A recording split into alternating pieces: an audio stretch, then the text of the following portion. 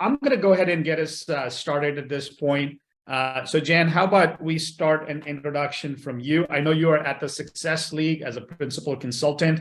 Yep. You have so many acronyms and influencer awards and and such a deep and interesting history and knowledge of the customer success world that I'm not even going to try and articulate all that. I'm going to let you do that hard work for us. So go ahead and let's introduce you to the audience. Yeah, sure. Yeah, I have done a lot of different things. Actually, CSM after my name actually stands for Certified Scrum Master, and CSPO is Certified Scrum Product Owner, I think. Anyway, but I think that's what it is. But anyway, whatever, product owner. And I've done project management. I did marketing for a couple of years, enough to learn from it, but didn't love it. But no, what my love and what I did sales and account management, you name it, right? I've pretty much done it. But I love that whole post-sales motion, and that's where I really and just continue to gravitate back towards all the time. And so when I had the chance to join the Success League and just sort of geek out about CS all day long, of course I'm going to do it. And it's fun because we do everything from like trainings where we have certifications for CSMs and CS leaders. It's unique that we have one for CS leaders. We do coaching, we do consulting. So like next week, I'm going to do a workshop about customer journeys in Utah with a team. This morning with a private training series, was talking about churn, which I think we'll be talking about here too today. And it's just I don't know. I love this. If I get another opportunity to talk, to folks, like I love to do it. So just awesome. And trying to improve post-sale journeys and the bottom line for customers and for companies. Like that's really what we're about. And Great. So our topic today is just I'm all in. Awesome. Okay. So for those of us that are just signing into the webinar, there's still a few people joining in. The conversation today is about post-sales and driving customer-centric growth, and my name is Asim Chandra. I'm one of the co-founders here at Immersa, hosting Jan Young today from the Success League. I think for those of you who are just joining in, we're asking you to announce yourself by just sharing your location, where you're at, and then please ask your questions as we go. I'll be the host. I'll ask Jan the questions as you pop them on the chat session. We're not using the Q&A chat box today, just a chat session here. All right, let's roll right into it. So go ahead, Jan. You were going to say something? No, I just said, let's do it. All right, cool. So let's start with, look, I think what's interesting about the world today, if you kind of look at how the markets have changed over the past 12 months, particularly in the SaaS industry, which I know both you and I spend a lot of time serving that industry in one way or the other. The role of customer success is changing. So let's just first start with what's changed in SaaS, right? We went from 21x on average multiple on revenue to closer to 5x. So 75% drop across the market. Even the bellwethers are struggling. We've seen a series of layoff announcements in the industry across the organization over the past few months. And so clearly the world's changing in that direction. So how does the role of customer success evolve or change in this setting now compared to where we were, say, a year ago? Over to you. I'd say it's kind of focusing really more than changing, because I think that the purpose of customer success was, it became really popularized by Salesforce when they realized that they had this huge leaky bucket and that they needed to do something about this churn. And what could they do? From there, they started to understand that not only is it more expensive to focus on that customer acquisition, and it's way more profitable to focus on the post-sales customer. But even when you look at the subscription model, especially for SaaS product, is you get them in initially for this cheap little price, and then you expand the business from there. Right. Yeah. Post-sales motion has always been critical and has been a focus of CS. I maybe we got off track at times and thought it's all about just being lovey-dovey and friendships. But, you know, and we build lots of friendships in business, right? We do, whether we're in sales, you know, pre-sales or post-sales, but we're all in business. It was always about being in business, you know, and profits and the bottom line from the very beginning. Yeah, totally.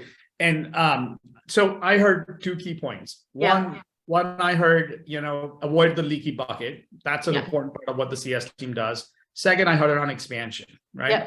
And then you kind of roll it up and look at it and say, okay, well, that all adds up to net revenue retention for an organization for you to measure what that means. Yep. And clearly, the SaaS industry over the past 20 years has been built on this idea that my existing install base is going to go from 100 to 120, and then I'm going to add new clients on top, and that's how I will show that, you know, 1.3x growth or 1.4x growth or 1.6x growth year after year, every year. That's the way the industry's grown.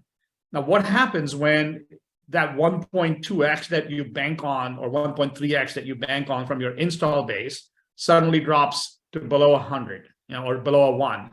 How does the industry change, right? When you think about like the number of layoffs that are happening, you know, Salesforce declined to offer up a forecast for next year for the first time as the bellwether public company in our industry. Yeah. Right. So because they don't necessarily know how many people will be in seats at this point next year in sales organizations. And so how does this change the way that this customer success team is operating in these conditions? Well, I mean, that's where customer success really becomes critical, right? Because you do need to understand your customers, you know, and so if they're so out of, well, they're probably, it's not that just, sometimes you can get out of touch with your customers, and that's a problem. You want to fix that in your CS program if you aren't building out a program that allows you to connect with your customers enough to understand what trends are happening with them. But regardless, you sometimes in situations like this, your customers may not know, right? And or you feel like your customers, what they're telling you, you may not be able to count on. You know, they may say, no, we've done all of our cuts, but if you see the economy potentially continuing to decline for the tech sector, then you may not trust that what they've told you is something you can count on for the whole year, let's say, right? So there's the two factors. Sometimes it's that you need to shore up your CS programs, and other times you don't feel like you have enough confidence in what's happening in the marketplace. I think probably it's more the latter for Salesforce in why they wouldn't want to, you know, project it. But frankly, especially when you look at when CS teams are trying to handle too many accounts, they're not actually delivering that customer journey to all of their accounts then, right? And so they're only in touch with maybe 1 in 5 of their customers, 20%. And so then that really puts where you have 80% that's sort of a question mark and at risk because they don't talk to them enough to know. And then you think about other programs like voice of the customer programs and ways, or like AI and ML, like products like yours, where you can start to get a sense of whether it's sentiment or product usage and things like that, that should help get, you need to use those tools to gather that intelligence to get an idea of the health of your customers to help you do those projections.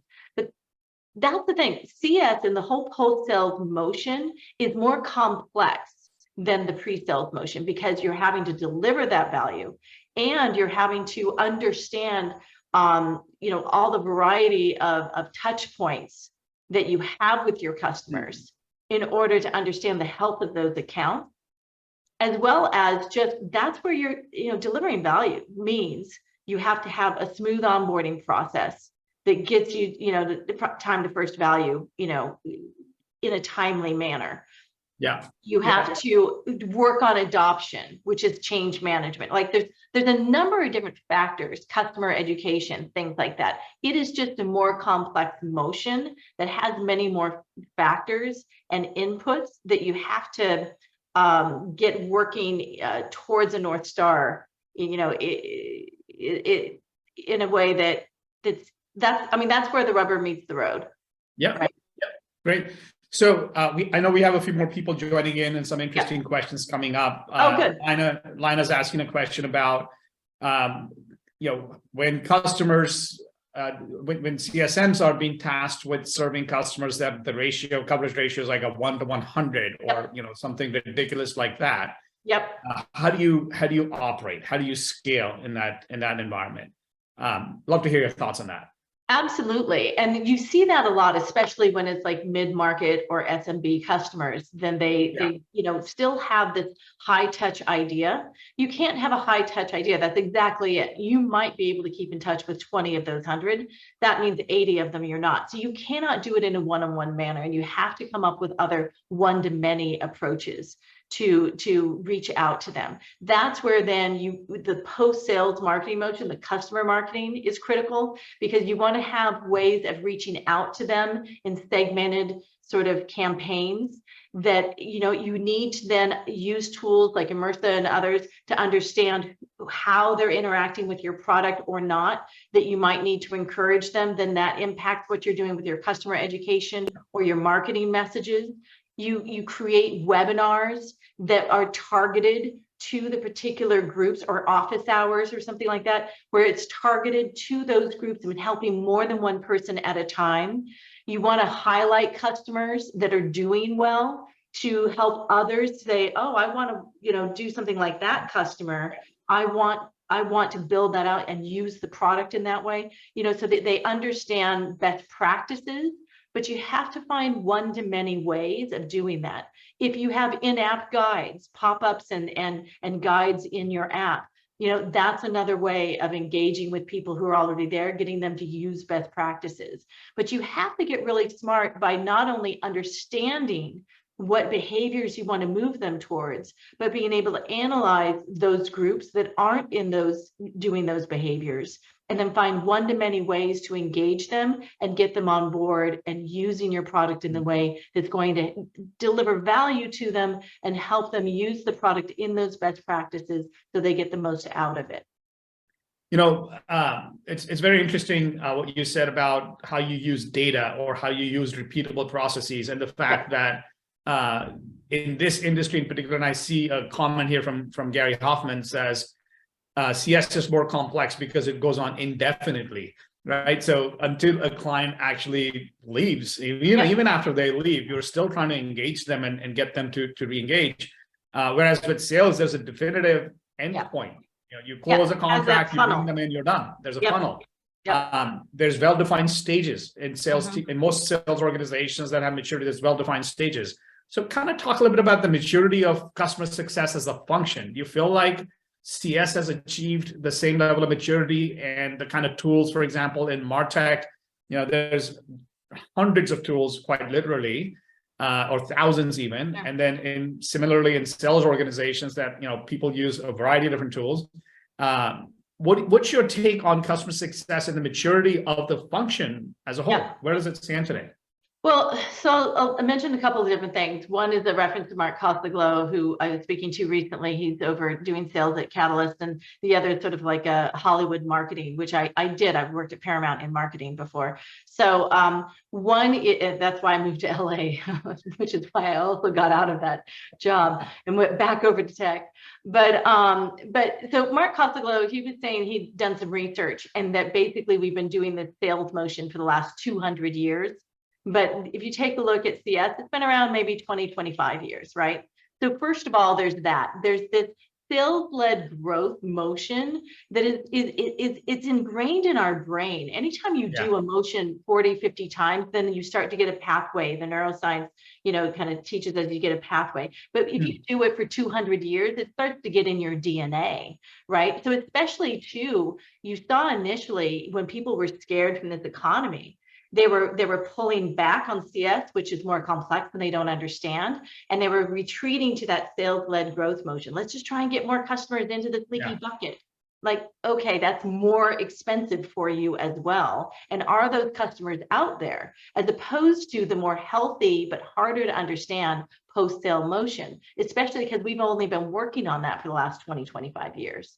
So So then you you think touched, about CS leaders who need to, and I'm getting to the marketing thing at Paramount now, CS leaders now have to explain to their executive team and their boards, right, why we need to focus on this post-sale motion, what sort of key things we need to do. Well, we just barely are getting the tools to understand the post-sales motion with all the AI and ML, which is why I'm so excited about that. When you have those tools informing and what you can do in this post-sale motion, then what are the key activities you're trying to push your customers to, right? Now, all of that, try and say that in 2 or 3 words, make it splash and fun, splashy and fun, like you do when you're marketing a movie, right? The movies that get the big audiences are the ones that like, oh yeah, I've seen that. It's like when Flashdance meets Ghost or whatever, like those types of pitch sessions. Because if you have like something that people know and is tried and true, then you can explain it and be like, I want to go see that movie. And they all go in big numbers. Right? yeah, That's the marketing. But we actually have to think of ourselves as CS leaders as marketing for this post-sales motion and helping our executive teams and investors and board members understand this, because they don't understand it. And yeah. so trying to get it into simpler messaging is actually part of what we really need to do as a profession. Yeah, look, I think you just touched upon something, a couple points actually that really resonated for me. One, this idea that the natural sort of motion in the SaaS industry has been, I'm going to go hire more salespeople when there's a shortfall to try and close the gap. Yeah. Companies that are fortunate enough to be in a position where they have a large install base, the cost of acquiring a new customer versus cost of mining your install base to upsell or to cross-sell is multiple factors, of different. And obviously the cost of acquiring customers is much higher by several factors. So it's interesting. I was talking to a board member yesterday, and I heard this narrative that I'm wondering what you think, if that's where the industry is going to go this time around as it enters a downturn, in our view, which is, instead of hiring more salespeople, they're going to hire more customer success people, particularly companies fortunate enough to have a large install base. Do you feel like, do you see any indications in the market? You talk to a lot of companies. Do you see that happening? It really, there's so many people who feel comfortable and they know what sales-led growth looks like. And not as many people understand the customer-led growth motion. So, if they're being reactive, they're going to go and try and hire more salespeople, and they're going to go back to sales-led growth. It won't be successful for them. Yeah. Right? It won't be. If, however, for those folks who do understand the post-sales motion, the value of CS in delivering the value to the customer, which in turn brings value back to the business, to the company, if they understand that and they do go more, and you can do it also by scaling, right? You can combine getting smarter tools to make the same number of people smarter about how they schedule their time and where they're putting their time in, right? There's lots of different ways you can spend your money on that post-sale motion, but if you do invest more in that, yes, you will get better returns.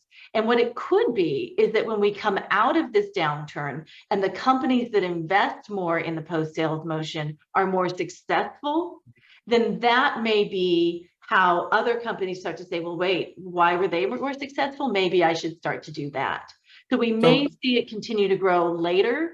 I don't know if we're going to see that happen in the next 6 months. Fair enough. I think what I'm hearing you say is habits are hard to break, and we're going to learn it the hard way.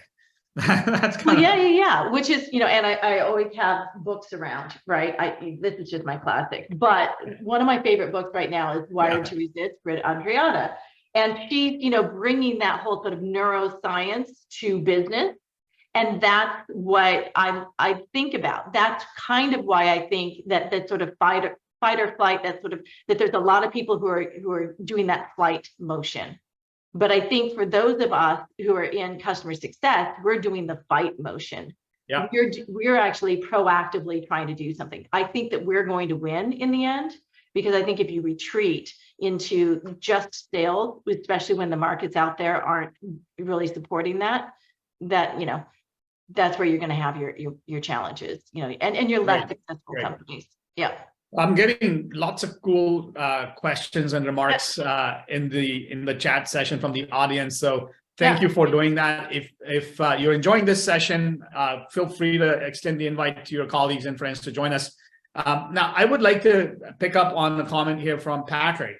Talks about, should customer success be separate from account management, and this whole notion of preventing churn versus driving upsell. And it kind of leads, and we're going to pull on that thread to figure out how sales and CS teams interact. So let's maybe start with Patrick's question first, which is, how do you think about account management versus, sort of the retention part of the role from a customer success standpoint?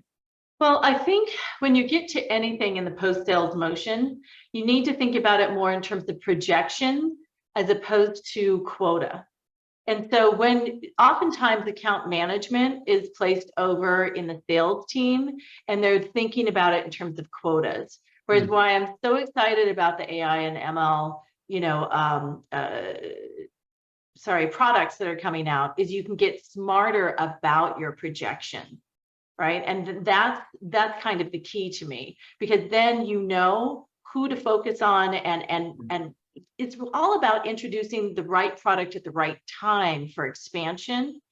And so doing a quota system, and sometimes CSMs are responsible for doing, whether it's CS qualified leads, or sometimes they do the whole motion. But when they have a quota, it's not usually something that's, and this is where we were talking about before, right? Durable growth.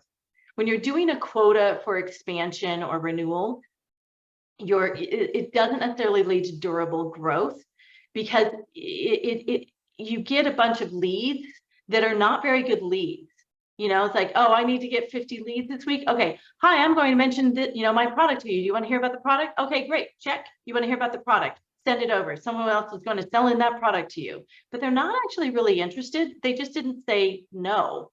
So they don't even necessarily show up to that meeting or even purchase it. It's not a very good qualified lead, because that's like quota, check the box. Whereas when you're really thinking about projection, you have to know more about what does your customer need? How do they value your product? Are they ready for it? And even if all you're doing is adding more seats, you need to know, like, are there more seats to add? Should I mention this? And you have to do that through discovery questions. But even the discovery questions are different post-sales than they are pre-sales. And so all of these things are kind of similar and mirrored, but very different and complex, and require that sort of more projections as opposed to quota motions. Anyway, so account management, I believe it should sit over in CS, because I think CS should be focused on projections, and that's what really leads to durable growth. But okay, in practice, it sits anywhere. Okay, so I'm going to answer a quick question here for Sam, and then come back to what you just said. He's asking if a recording will be available. He's really enjoying this. He'd like to be able to share this with his boss. So yes, absolutely. You will have a recording in about a day or two after this session, Sam, and please do share it with your colleagues and your boss as well. Now, I think going back to what you just covered, Jan.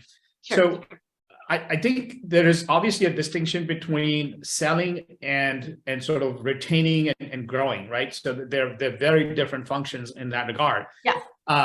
Now, I think and this is a series that we're running, so we're talking to a lot of customer success leaders in the industry. I met with Luke Farrell a few weeks back on this session. And he made the point that at his company, there's a push towards bringing quotas to CS people around upsell and cross-sell. So I imagine he's not the only one feeling that pressure right now. And you obviously talk to a number of companies from a success league standpoint who are and leaders who are in the customer success space.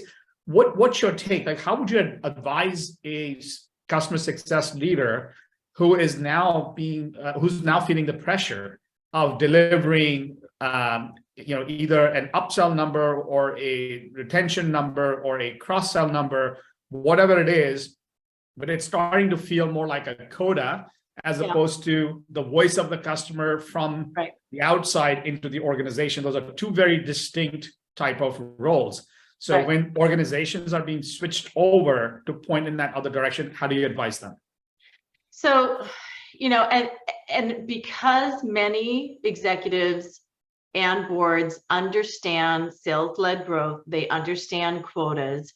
And I was in sales before. And oftentimes what they'll do if you're in sales is they will say, oh, we need more money for our budget. Well, let's go out there and say that we're going to get 100 customers this quarter instead of 10.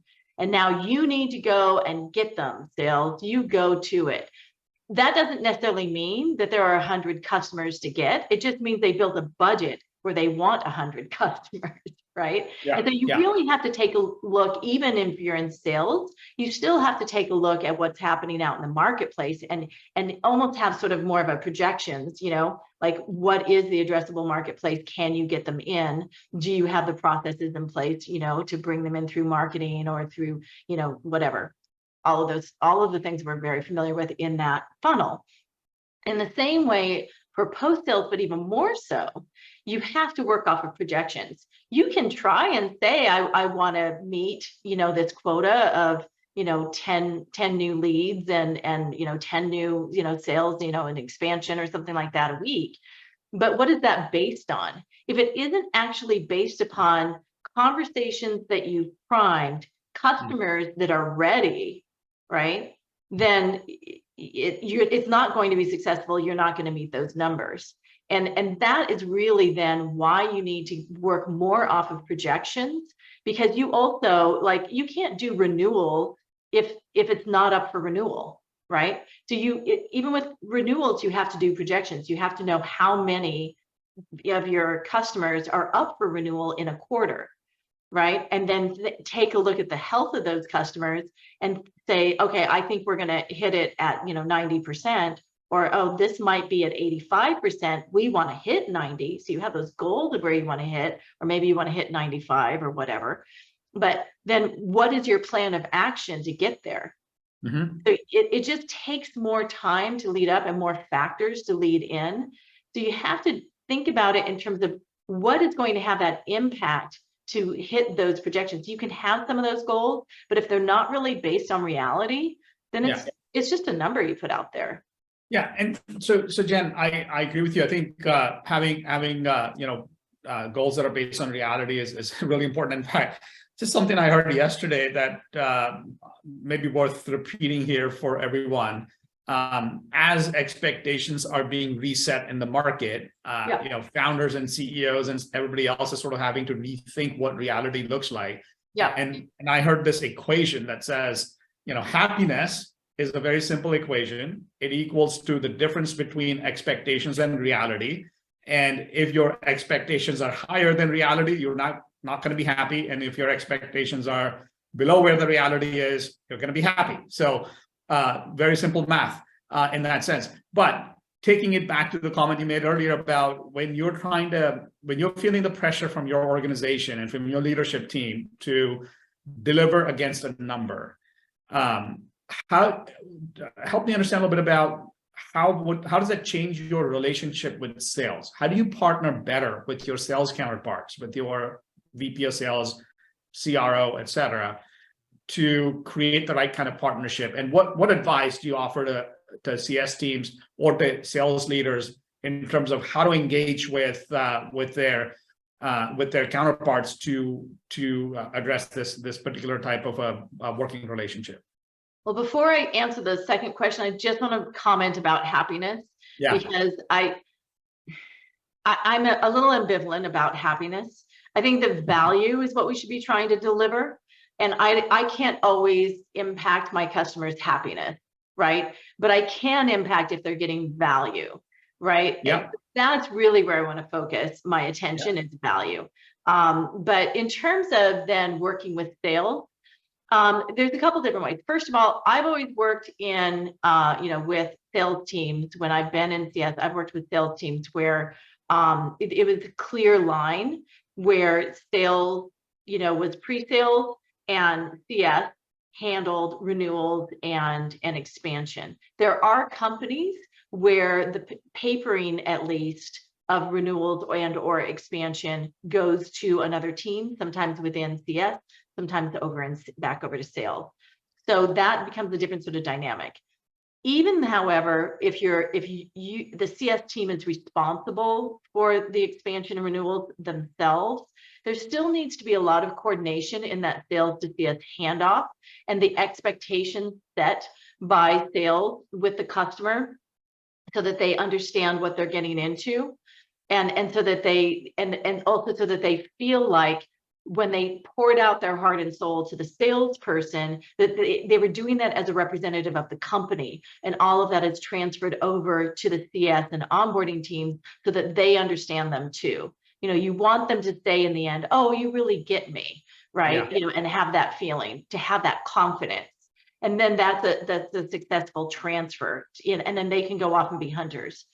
But when you're doing something where you have sales or somebody within sales handling the paper of expansions or renewals, or sometimes they'll want to go out and I've even heard from Russell Moore, my colleague at Success League, he had it where they actually had a problem where sales would try and poach from the existing customers and try to sell to them, even though CS was trying to sell to them. And they would get credit for the number and all kinds of craziness. So like, at that point, then you really have to think about it from that customer perspective. And what is that customer experience? Does it look like this company is crazy?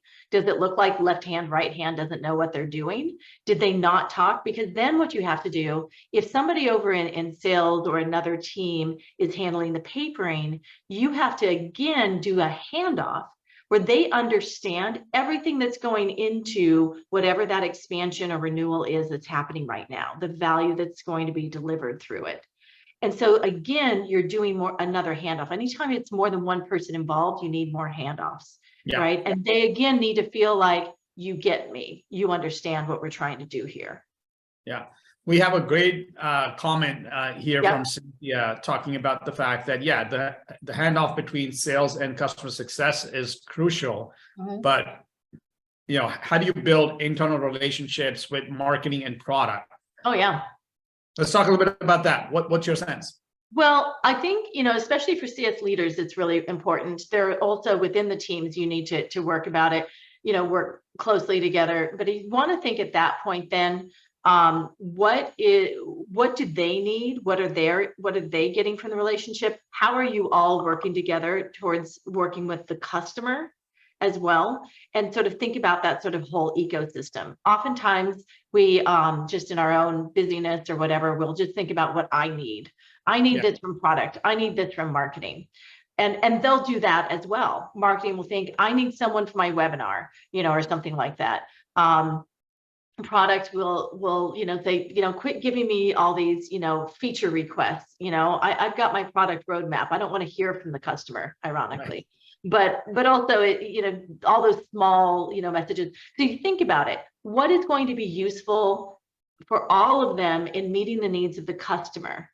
And so from marketing, you're thinking about that post-sale marketing message, and you want to think about what customer marketing and how they're going to extend the brand and those requirements, but also how they can help message out to the customer. But with product, you really don't want to get the customer expecting all these small little feature changes so much as what are the big needs that they have, and helping product then prioritize and actually care about meeting what the customer needs in big ways. Then, it does need to be buttoned up. It does need to actually work and be something that can execute easily. But there's definitely ways in which, and we learn a lot of this from product-led growth as well. When product is more customer-centric, it can be used very effectively, for overall revenue and for the customer needs. So we do want all of the teams to actually be more customer centric and working sort of towards that North Star together. Yeah. So you just you covered a lot of ground there, and you touched on something really interesting around a topic that's near and dear to my heart around product-led growth. Yeah. We're clearly seeing a trend there. There's a lot of movement towards that direction. How does the customer success role change? And I'll give you an example. We just talked to a company this week that is a PLG company growing really fast, even in this environment, kind of riding this generative AI wave. And when we talked to the head of CS and said, hey, how would you want us to bring some of this product usage data that you want to see in your customer success organization to your sales team? And her response was, actually, I want to focus on marketing first and figure out a way to connect between customer success and marketing, because marketing drives the inbound funnel to the site, and then from there into the product where the CS team picks it up and drives conversion. So that was pretty interesting to us as a insight that, that's the way that the boundaries between organizations are shifting as PLG starts to become more mainstream is very different from the way it used to be, where you had a sales-led motion. And so tell us a little bit more about your experience working with PLG companies. What changes are you seeing from a customer success standpoint in the way that they operate? Yeah, I mean, in two ways, really. Sometimes CS ends up being while product is trying to build up the product in such a way that it can be more self-serve by the customer. Until then, CS sometimes filled in, whether it's through onboarding or adoption motions. But then that's where they can understand where the challenges are through talking it through with the customer and relay back to product. Hey, if you build the product in this way, then it becomes self-serve, right? So there's that sort of coordination there. But then also what happens is there's a number of customers that are going to be self-serve. And then there are going to be some customers, whether they're enterprise or others, that are just to get converted or to really dig in and use it in the best practices. They're not going to be self-serve. They're going to need humans to help them through that. And so, there's ways in which then you end up having a CS team that is going to be focused on customers who bring in the most monetary value to the company. That then you might think about how you sort of dig in with those customers and understand maybe they have complex organizations, if it's enterprise, things like that.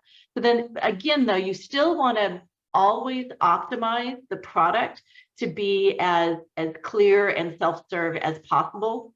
But sometimes there will be CS teams that focus, especially on the high-end revenue side, to really disperse the product throughout the organization or get those best practices throughout the organization. Does that make sense?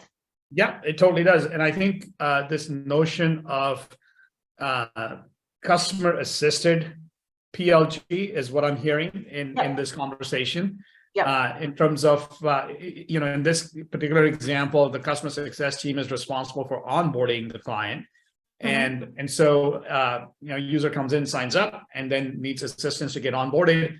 That is a CS function in this particular organization. So I feel like there's a lot of movement that's happening there, and there will be new models that get defined.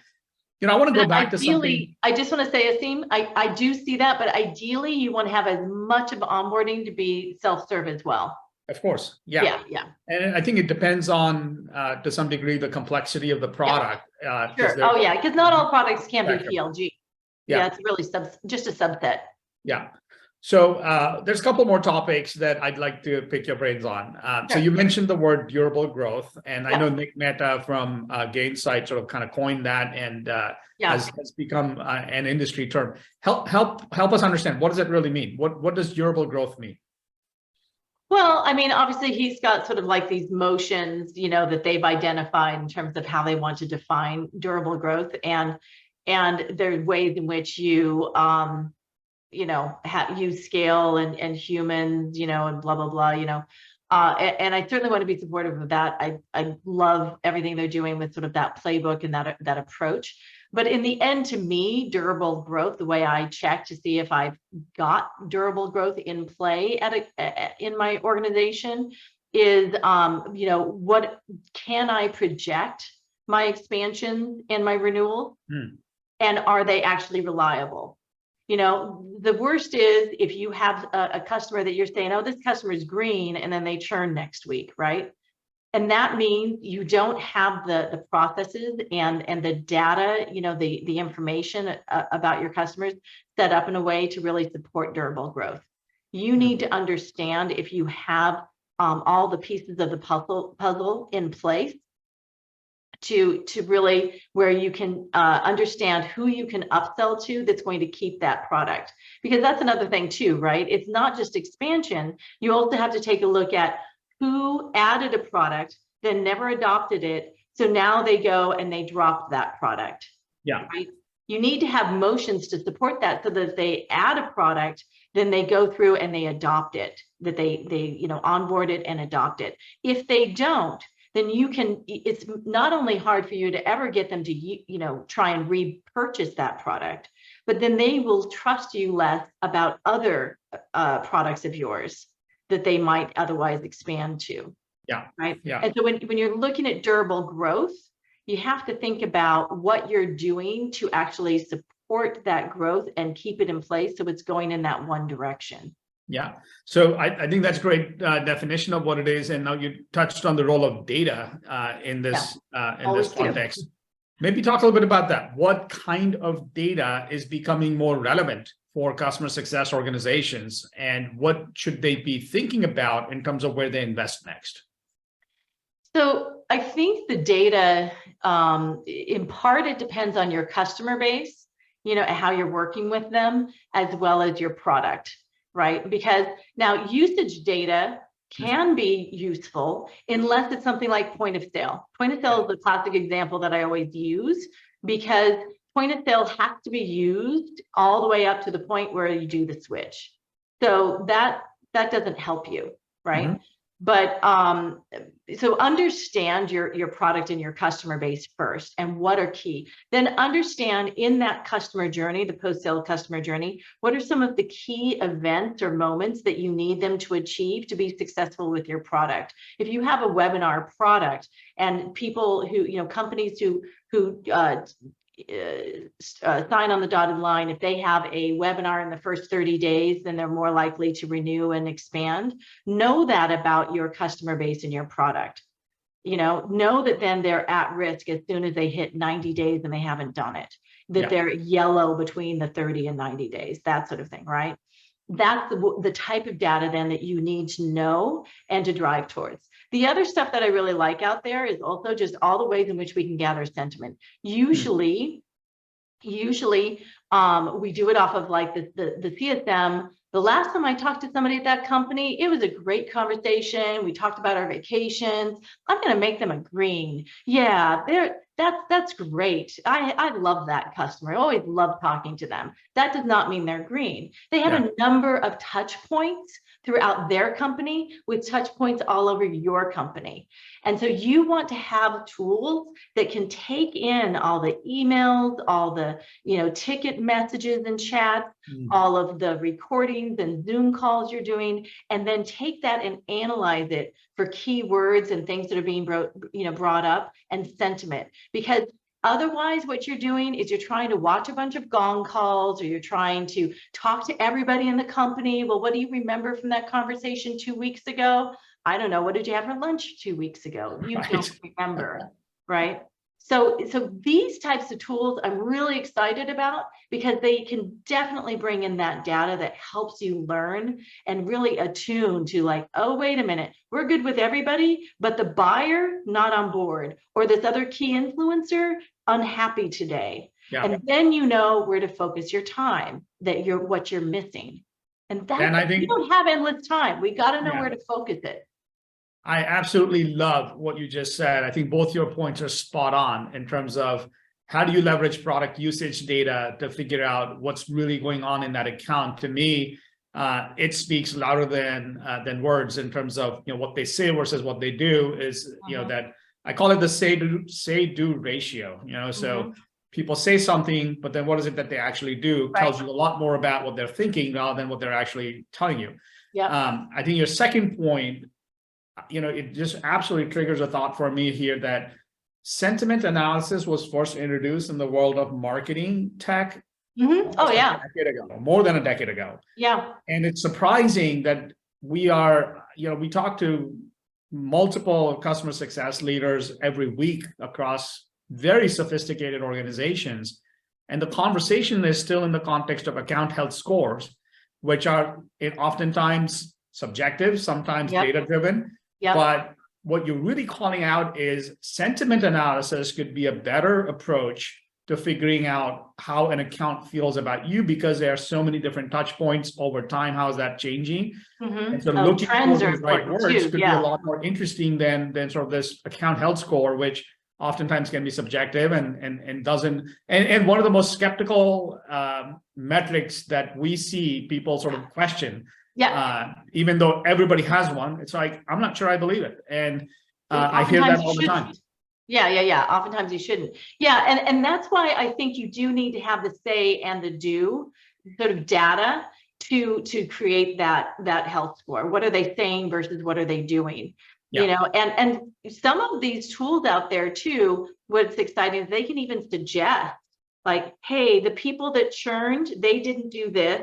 The people who, did churn, they did do this, or vice versa. Anyway, the things you can learn when you're analyzing, right? Yeah. And so, look, I think yeah, I find this conversation so interesting that I could go on forever, but we are approaching the end of our time here. How can people get in touch with you if they have more questions or would like to follow up with you afterwards? What's the best way for them to approach you? well, I've been putting my LinkedIn, Yeah. over in the chat. So certainly there. Otherwise, I'm, jan@thesuccessleague.io. They can always email me there. But I do like spending time on LinkedIn because I like to engage in the community there. So, DMs get a little lost sometimes, but I'm over there a lot too. Well, I think you're underselling yourself a little bit. We view you as an influencer of note in the customer success domain. So already seeing a lot of positive feedback here from the audience. So to the audience, thank you for joining. This was wonderful, and thank you for participating and asking your questions along the way. It prompts for a richer conversation. And from an Immersa standpoint, you can certainly find us at immersa.ai, or you can reach out to me on LinkedIn as well. And I love to engage in conversations like this. So if there are topics that you'd like to hear more about in the future, please drop me a quick note, asim@immersa.co. If you have folks in mind that you think would be a great audience, a great panelist to join us for this session, please introduce us and we'll definitely pick it up from there. But thank you everyone for joining today. And Jan, thank you for your time and for your thoughts, sharing your thoughts on a wonderful Friday morning. We really appreciate that. No, I really enjoyed talking to you. So I was looking forward to our time today. So thank you. Great. Thank you. Take care. Bye. All right.